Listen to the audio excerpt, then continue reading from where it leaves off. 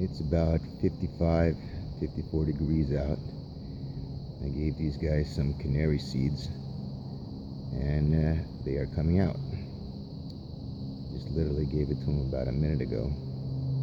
But because it's so cold, they're very sluggish. But slowly but surely, they're coming out.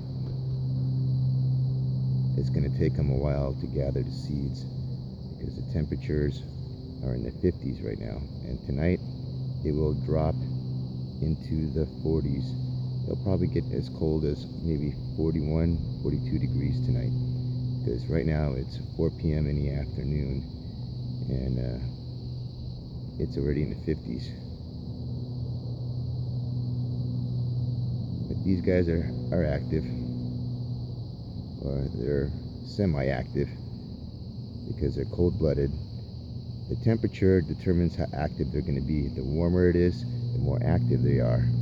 But they can still function at 50, at the low 50s, because it's about 53, 54 degrees right now.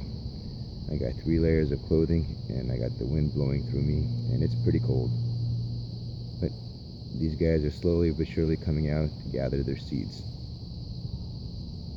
It's not just this colony. I gave these seeds to a dozen other harvester colonies. So they're all still very active, but they will close up for the night. They're going to try to get as much of the seeds in here, and then they're going to close up their hole to keep themselves warm.